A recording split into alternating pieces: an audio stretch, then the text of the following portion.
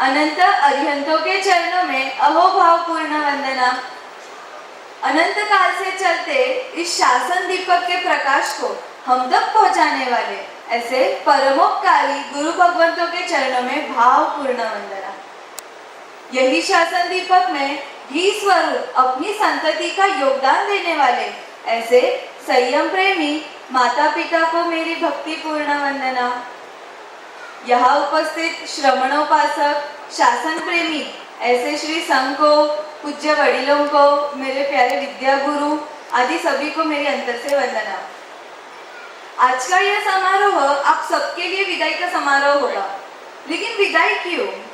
विदाई का मतलब तो ये है कि एक बार चले जाना, वापस लौट के आने की उम्मीद साथ में होती है कि आज नहीं तो कल वापस आएंगे। पर मेरे लिए तो ये विदाई का नहीं, अलविदा का समारोह है। संसार को अलविदा।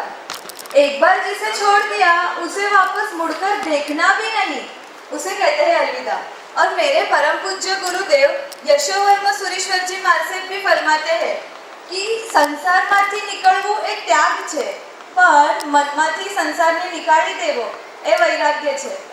यानी कि मन में से जब संसार निकल जाता है तब अलविदा का समारोह रखा जाता है। मुझे मेरे बहुत सारे फ्रेंड्स क्वेश्चन करते हैं कि मैं दीक्षा क्यों ले रही हूँ, ये संसार को क्यों छोड़ रही हूँ। तो मैं आज उन सबसे क्रॉस क्वेश्चन करना चाहूँगी कि जब किसी चीज़ की इम्पोर्टेंस समझ जाती है तो उसके सामने जो रही हुई अनइम्पोर्टेंट चीज़ है, क्या उसे छोड़ना पड़ता है या वो अपने आप छूट जाती है? अपने आप छूट जाती है। बस इसी तरह संयम का इम्पोर्टेंस समझ जाने के बाद अनइम्पोर्टेंट संसार को छोड़ना नहीं पड़ रहा, वह ऑटोमेटिकली छूट जा रहा है। इसी चीज़ को एक दृष्टांत के द्वारा समझेंगे कि एक बार एक यात्री शिखर छूने निकला। अब आपको तो पता है कि माउंट क्लाइंबिंग यानी मोस्ट डिफिकल्ट टास्क, जहाँ पर पहाड़ों में से खुद रास्ता बनाना पड़ेगा, कंकर आए, कांटे आए, सबको पार करके चढ़ना, सांस फूले। इवन जहाँ पर एसेसिटीज़ नहीं, नेसेसिटीज़ की फैसिलिटीज साथ में रहेगी। ऑक्सीजन सिलेंडर जैसी भी जो जीवन जीने के लिए आवश्यक सामग्री है वो भी एकदम मिनिमम साथ में लेके चढ़ना। बस इस सब परिस्थिति के अंदर एक यात्री ने यात्रा शुरू की। मुश्किलों का सामना करते हुए रास्ते से चढ़ रहा था, धीरे धीरे पसीना बहा रहा था, श्रम कर रहा था। उतने में ही उसकी नज़र नीचे गांव की तरफ पड़ी और उसने देखा कि अरे गांव के लोग तो कितने सुखी है, चैन से बैठे हैं, घूम रहे हैं, फिर रहे हैं, ना कोई चढ़ना, ना कोई थकना, ना कोई परिश्रम, और मैंने तो फालतू में ये मुसीबत सर ले ली।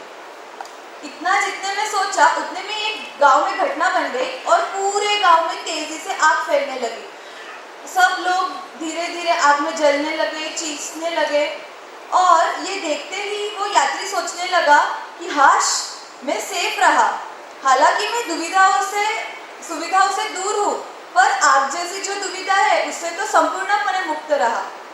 इसी तरह एक यात्री जिसने सिद्धि शिखर की यात्रा शुरू कर दी है, उसे यह जो संसार है वो राख की आग से जलता हुआ दिखता है, द्वेष का जो धुआं है वो साफ उड़ता हुआ दिखता है, मोह का मातम पूरी जगह छाया हुआ दिखता है, और कषाय सतत अग्नि में जलते हुए दिखते हैं। जग में जहाँ भी देखो बस एक ही चलन है, एक दूसरे के सुख में खुद को बड़ी जलन है। सिद्धि शिखर की यात्रा भले कठिन हो, पर मुझे तो यहीं पर सुकून है, मुझे तो यहीं पर सुकून है। इस सिद्धि शिखर की यात्रा प्रारंभ करते ही सब सुख सुविधाओं का भार छूट जाएगा। अब आपको तो पता है कि किसी मुसाफिर ने जब यात्रा शुरू की है तो उसके साथ जितनी ज़्यादा वस्तु है उतना वो भार उसका बढ़ जाता है। इसी तरह एक यात्री ने जब सिद्धि सुख की यात्रा शुरू कर दी है तब संसारी जो स्नेही स्वजन संबंध है उनके प्रति का राग द्वेष उसे अधिक अधिक भारी बनाएगा। इसके लिए शास्त्र में एक प्रसिद्ध दृष्टांत है तुम्बी का, लकड़े की तुम्बी। लकड़े की तुम्बी को अगर आप पानी में रख दोगे ना तो वो तैरने लगेगी, और उसके ऊपर जब मिट्टी का लेप लगाते जाओगे तो वो भारी बन जाएगी और इसी वजह से पानी में डूबेगी। लेकिन जब मिट्टी का लेप दूर कर दोगे तो वो वापस पानी के ऊपर आके सरफेस पे तैरेगी। इसी तरह आत्मा रूपी जो तुम्बी है उसका स्वभाव है भव समुद्र को तैरना, पर कर्म रूपी मिट्टी लग जाने से वो वह संसार समुद्र में डूबने लगती है। लेकिन जब परम पुण्य से जिनवानी का संग होता है तब वो मिट्टी का लेप दूर हो जाता है और पुनः आत्मा रूपी जो तुम्बी है वो पानी के ऊपर तैरकर लोकांत को छू लेती है। बस इसी तरह सिद्धि सुख का इम्पोर्टेंस समझ जाने के बाद सिद्धि माउंटेन पर ट्रैकिंग करने के लिए मुझे ये संसार का भार छोड़ना नहीं पड़ रहा, वो बस ऑटोमेटिकली छूट जा रहा है। आजकल के जो यंगस्टर्स है उनको तो यहाँ से शंका शुरू होती है कि मोक्ष क्या है, वह क्या है, वहाँ जाके क्या करना, क्या ऐसी कोई चीज़ है। अगर जेनजी के लैंग्वेज में बोलेंगे तो वो तो ऐसे ही पूछते कि सिद्धपद किस चिड़िया का नाम है। तो इसे एक कहानी के थ्रू समझते हैं कि एक बार एक विपरीत शिक्षा प्राप्त किए घोड़े ऊपर राजा बैठा और राज्य भ्रमण के लिए निकला। उसके साथ मंत्री, सेनापति, सब परिवार था। लेकिन घोड़ा उल्टा शिक्षा प्राप्त किया हुआ था, यानी जैसे ही राजा ने घोड़े की लगाम खींची घोड़ा तेजी से दौड़ने लगा और दौड़ते दौड़ते दूर कहीं जंगल में गया। राजा ने जैसे ही लगाम छोड़ी घोड़ा तो रुक गया और राजा इतना भूखा प्यासा तरसा था कि नीचे उतर के ही वो खाने की पीने की खोज करने लगा। उतने में ही ये दृश्य एक भील ने देखा और भील ने राजा के पास आकर थोड़ा पानी पिलाया, कुछ फल खिलाकर तृप्त किया। इतने में ही सेनापति वगैरह सब आ गए और राजा ने खुश होकर भील को अपने साथ राज्य महल में ले जाने का आदेश किया। राजा उसे ले गया, उसे एकदम राजाशाही सम्मान से सत्कारा, दिव्य भोजन खिलाए, अप्सराओं का नृत्य दिखाया, मखमल की शैया पर सुलाया, सोना, हीरा, मोती, चांदी, हर एक वो चीज उसे दी। पूरा दिन ऐसे बीता और जैसे ही रात हुई भील को तो वापस अपने घर की याद आई। भील घर लौट आया। घर पे आया तो परिवारजन, साथी जन थे, उन्होंने पूछा कि अरे भैया तुम कहाँ गए थे। तब उसने कहा कि मैं ऐसे राजमहल में गया था, वहाँ इतने दिव्य सुख थे, लेकिन उसके पास तो जंगल में ऐसी कोई चीज़ ही नहीं थी कि जिसके द्वारा उन सुखों का वो कंपैरिजन कर सके। इसलिए वो साथी भील बोलने लगे कि अरे क्या बकवास कर रहे हो, ऐसी कोई जगह नहीं होती, तुम तो झूठ बोल रहे हो। अब आप सब मुझे बताइए, क्या ऐसी कोई जगह नहीं है, ऐसी कोई मोक्ष नगरी नहीं है, लेकिन हमारे दिमाग के पैरामीटर में वो फिक्स ही नहीं होती, इसलिए हम उसे नहीं मानते। अब जेनजी का दूसरा क्वेश्चन ये होता है कि अगर मोक्ष है, फॉर एग्जाम्पल मान लो, तो वहाँ जाकर क्या करना, वह क्या है।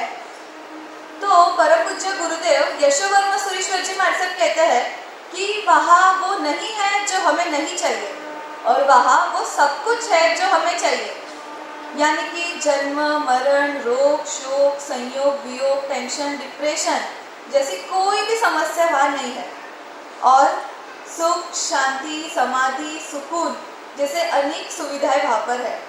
यानी कि मैं जिस मार्ग पर चलने जा रही हूँ वहाँ no tension, no depression. My Vigai is my victory. I am moving ahead towards a life where I don't need things to be happy. I am becoming such a person who, either being in jungle or palace, my happiness level will remain the same. So don't cry for me. Instead, pray for me and celebrate it, that one of your own has finally found the exit door from this maze of sadness. And in return, I will pray for all of you, not for your wealth, your external happiness, but for your awakening. Now, many of you have oftenly asked me that Siddhi, now what's the trailer of your new life? So, the trailer is like this: a morning when I wake up not with a to-do list, but with the only chant of my own soul. A life where I don't even owe a single rupee, still I feel like the queen of universe, as I want nothing. A life where my only map is Keval Gyan and my only destination is moksha. So, I am living nonsense for sense. I am living worldly for wonders. I do not say goodbye, I say welcome to the truth. You know, this world oftenly says that prove yourself, खुद को साबित करो. But Diksha says know yourself. This world says find a partner who will complete you in your life. But Diksha says that you are already complete within you. So no luggage, no home, but still this whole universe is mine. No followers, only a heart that follows the truth. This unique approach makes me feel like the pioneer of new way of living exiting. And this also makes today's youth feel like, wait, she is not living, but she has actually found the new way or a better way to live life. So from today, I accept discomfort as my teacher, simplicity as my ornament, and discipline as my shelter. I choose discipline over desire, silence over noise, and compassion over convenience. You know, I have carried this body from many births, and even longer than this, all of those desires, worldly desires. So today, I choose to carry only awareness, and I am here to ask not for an easy journey, but for a truthful one. अब मैं 2 शब्द मेरे तीनों पंडित जी sir के लिए संस्कृत में बोलना चाहूँगी. संस्कृत भाषा सहाय्येन मया गुरुदेव पुरतः या दीक्षामुहूर्त याचना कृता. तदनन्तरं बहुशः जनाः मां मदभ्यासं च प्रशंसन्ति स्म. किन्तु वास्तविकस्तुतिपात्रम् अत्र मम विद्यागुरु महेशबन्धु पण्डितवर्यः वर्तते. मम दीक्षाग्रहणस्य भावना 7 वर्षाणां पूर्वे पूज्य गुरुमातृ विवेकमालायाः चातुर्मासिक वर्षावासानन्तरम् एव दृढीभूता. परन्तु प्रारम्भकाले मयि अत्यन्त स्नेहधारिणौ मातापितरौ मह्यं गुरुकुलवासाय अनुमतिर्न दत्तौ. तदा पूज्यपाद गुरुदेवः मह्यं महेशबन्धु पण्डितवर्यस्य सन्निधौ अग्र अध्ययनस्य निर्देशम् अकरोत्. यत् शास्त्रस्य ख्यातिर् मम मनसि अतिक्लिष्टः एषः ग्रन्थः कष्टेन मतिग्राह्यः इति आसीत्, तत् कलिकालसर्वज्ञ हेमचन्द्राचार्य विरचितं सिद्धहेम शब्दानुशासनं ग्रन्थमपि पूज्य विद्यागुरुना माम् एकेन वर्षेण अपाठयत्, तदपि पदार्थान् अत्यन्त सरलीकृत्य. तदनन्तरम् अध्ययनयानं वेगम् अधारयत्. त्रिषष्टिशलाकापुरुष प्रथमपर्वणः वाञ्चनं, हीरसौभाग्य महाकाव्यस्य वाञ्चनं, प्राकृत विज्ञान पाठमालया सह प्राकृत व्याकरणस्य पठनं, द्वाश्रय महाकाव्यस्य पठनं, षट् कर्म ग्रन्थानाम् अर्थाभ्यासम् इत्यादि विविध ग्रन्थानाम् अध्ययनं कदा सरलतया अभवत् तत् मम कृते अपि आश्चर्यकारी अस्ति. अत्र मुख्यकारणं भवतः विद्वत्तया समं ज्ञानदानस्य रुचिर्विद्यते. देवगुरूणां कृपा मम च पूर्वजन्मनां शुभकर्मणां फलम् एव अहं मन्ये यत् मया विद्यागुरु पितृतुल्य भवत्समागमः सम्प्राप्तः. अहो इदं कीदृशं मम सौभाग्यम्. इदं सौभाग्यम् अहम् आमोक्षं सर्वस्मिन् भवेत् प्रभोः समीपं याचे. મને ખબર છે કે સંસ્કૃતમાં બોલાયેલું ઘણા બધાને થોડુંક જ સમજાયું હશે. તમારા ગુરુજી માટે તો એ સમજે. હા જી. પણ મારા પિતા તુલ્ય જે મહેશભાઈ સર છે, મારા આત્માના રક્ષક ભાઈ એવા લલિતજી સર અને એવા જયેશભાઈ સરને તો ખુશી જ થઈ હશે. લલિતજી સર, મહેશભાઈ સર, જયેશભાઈ સર, ભલે હું દીક્ષિત થવાની છું, પણ મને સુશિક્ષિત રાખવામાં આપનો જ મને साथ અને આશીર્વાદ અપેક્ષિત છે. ललित जी सर तो ऐसे है ना कि वो हमेशा मतलब आत्मा की रक्षा करने वाले भाई, अगर किसी के लिए विशेषण फिट होता हो ना तो उनके लिए है. संसारी भाई तो बहुत है, लेकिन ऐसे आत्मा के रक्षक भाई कोई विरल ही बन पाते हैं. जयेश भाई सर जो हमेशा मेरे मगज की कसौटी करते रहते हैं, मुझे अलग अलग डिफिकल्ट क्वेश्चंस बेचते रहते हैं और प्रश्न की वापस सॉल्विंग के लिए टाइम लिमिट कि आटला टाइम में तुम्हारे मोकलवानु है. यानी मैं जब घर पे होती हूँ ना तब भी मुझे ये तीनों सर इतनी ही तरह से स्वाध्याय में लीन रखने का कार्य करते हैं. इन तीनों का मैं खास उपकार मानूंगी. आज माझ्या जीवनाचा अत्यंत पवित्र आणि निर्णायक दिवस आहे. आज मी संसाराच्या मोहातून बाहेर पडत आहे आणि आत्म्याच्या शुद्धतेच्या मार्गावर प्रस्थान करत आहे.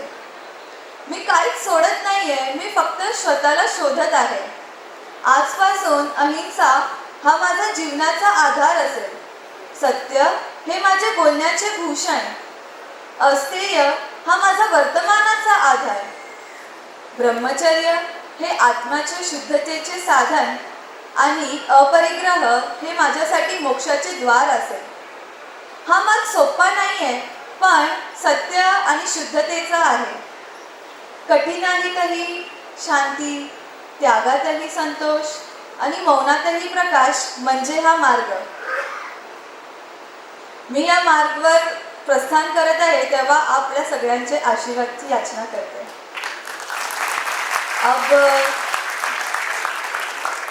अब बात करूंगी माणिकचंद अंकल और मंजू आंटी के परिवारों का उपकार, कि जिन्होंने मेरी दीक्षा का बहुत ही आनंद और उल्लास के साथ लाभ लिया. पापा की तो बहुत इच्छा थी कि दीक्षा कराड़ में ही हो. बहुत बार गुरुदेव के पास आना हुआ, विनती की, लेकिन भाग्य सूर्यमल सर का तो पहले से ही कि नहीं, दीक्षा होगी तो विरार में ही, और माणिकचंद अंकल के द्वारा जो अंजनशाला का प्रतिष्ठा हो रही है वहाँ पे ही. तो पापा को थोड़ी चिंता हुई थी कि कैसे होगा, पता नहीं, माणिकचंद अंकल के साथ एडजस्टमेंट, व्यवस्था. लेकिन मुझे याद है कि जब हम पहली बार पप्पा सब माणिकचंद अंकल से मिले तो माणिकचंद अंकल ने एक बात कही थी कि मुकेश भाई आप निश्चिंत हो जाओ, आपकी बेटी अब मेरी बेटी है और मेरी बेटी की दीक्षा की जवाबदारी मेरी. आप निश्चित होकर घर जाओ, मैं सब देख लूँगा. और ये बात सिर्फ बोलने तक नहीं थी, आज आप सब व्यवस्था आदि सब देखकर समझ ही गए कि उन्होंने जितना बोला था ना उससे कई उच्च लेवल तक किया है. पहले ही मुलाकात में पप्पा एकदम माणिकचंद अंकल से इम्प्रेस और निश्चिंत भी हो गए थे कि हाँ चलो सब अच्छे से हो जाएगा. आपका बहुत उपकार अंकल कि आपने हमें, मुझे स्पेशली मुझे एक नए पिता मिले और ये दीक्षा में आपने लाभ लिया. હવે આવતીકાલની સુવર્ણ પ્રભાત મારા જીવનમાં નવી ભાત પાડશે અને મને પૂજ્ય ગુરુદેવ શ્રીના વરદ હસ્તે મુક્તિનગરના પાસપોર્ટ સમાન એવા મનભાવન રજોહરણનું દાન મળશે. આ ધન્ય પળ જો મારા જીવનમાં આવી રહી છે તો એનું મુખ્ય શ્રેય મારા ઉપકારી માતા પિતા, દાદા દાદી, કાકા કાકી આદિ પરિવારજનોને જાય છે કે જેમને મને સંયમની અનુમતિ આપી. એમનો મારા પર ખૂબ જ મોટો ઉપકાર છે. शायद आप लोगों ने ठानी वहीला पण दीक्षा लेवारी भावना 7 सालથી थी, बट मम्मी पप्पाનો અતરો મોહ कि बस दीक्षा तो नहीं दियोला. एक बार अटे तक कन्विंस हुआ था कि तू मारे से थोड़ी जा रह भण पण पासी घरे आव, दीक्षा वास्ते नो. હું ઘણી વાર મારા सबने પણ કહેતી कि गुरुदेव का करूँ, हर एक चीज रो मतलब प्रयत्न करू रही पण टिकट कंडिशन मली મને સમય ઠાની પડતી હોય. गुरुदेव बधी पण हमेशा कहता कि सिद्धि तू जो त्याग करेगी બંનેમાં પણ મમ્મી પપ્પાનો ત્યાગ ઉત્કૃષ્ટ है. तू અનોરી મનરી દશા સમજ ને સંભાવપૂર્વક ઓ તારો કર્મનો ઉદય है વને ખપાવ. બસ આ ગુરુદેવની શિક્ષા, પૂજ્ય વિપુલમાલા મહારાજની હિત શિક્ષા, ગુરુજીની હિત શિક્ષા અને સબ હિત શિક્ષાઓથી મારું મન હંમેશા દ્રઢ રહ્યું. ને આજ वो સુવર્ણ દિન આવી રહ્યો है कि बस जदी મને રજોહરણનું દાન મળવાના. અંતે બસ એટલું જ કહીશ કે આજકાલ બધાને બ્રાન્ડેડ આઇટમ્સનો બહુ શોખ છે. પુમા, નાઇકી, બધા બ્રાન્ડેડ આઇટમ્સ. હવે મને પણ લાગ્યું છે બ્રાન્ડેડ આઇટમ્સનું ઘેલું, એટલે આપ સૌના ચરણોમાં નમાવી શીશ માંગુ છું એટલા જ આશીષ કે ગુરુ ગૌતમ સ્વામી જેવો બ્રાન્ડેડ વિનય, આર્ય સ્થુલિભદ્રજી જેવી બ્રાન્ડેડ બ્રહ્મચર્ય નિષ્ઠા, ચરમ કેવલી જંબુ સ્વામી જેવો બ્રાન્ડેડ ઉછળતો વૈરાગ્ય, પૂજ્ય દાદા ગુરુદેવ લબ્ધિ સુરીશ્વરજી માલસેબ જેવો બ્રાન્ડેડ ગુનાનુરાગ, પૂજ્ય ગુરુદેવ વિક્રમ સુરીશ્વરજી માલસેબ જેવો બ્રાન્ડેડ શાસન પ્રેમ, શ્રદ્ધેય ગુરુદેવ યશોવર્મ સુરીશ્વરજી માલસેબ જેવી બ્રાન્ડેડ સમતા, વીર્ય સુરીશ્વરજી માલસેબ જેવી બ્રાન્ડેડ સરળતા, ભાગ્યય સુરીશ્વરજી માલસેબ જેવો બ્રાન્ડેડ સમુદાય પ્રેમ, પૂજ્ય ગુરુ મહારાજ વિપુલમાલા શ્રીજી માલસેબ જેવો બ્રાન્ડેડ જ્ઞાન ગુણ અને પૂજ્ય ગુરુજી વિવેકમાલા શ્રીજી માલસેબ જેવી બ્રાન્ડેડ વાત્સલ્યતા એ મારા જીવનના કાયમની હેલ્પર્સ બને. બસ એવા આપ સહુ મને અંતરથી આશીષ આપજો. અંતે બસ એટલું જ કહીશ कि ગ્રહવાસ દરમિયાન ખાસ તો મમ્મી પપ્પા, દાદા દાદી, પરિવારજન આદિ બધાનો અને સકલ શ્રી સંઘનો મારા કોઈ પણ નાદાનિયતથી કોઈ પણ એવા વર્તનથી મન દુઃખ થયું હોય તો હું આવતીકાલની સુવર્ણ પ્રભાતની પહેલાં સકલ સંઘ પાસે પરિવારજનો પાસે ક્ષમાની યાચના કરું છું.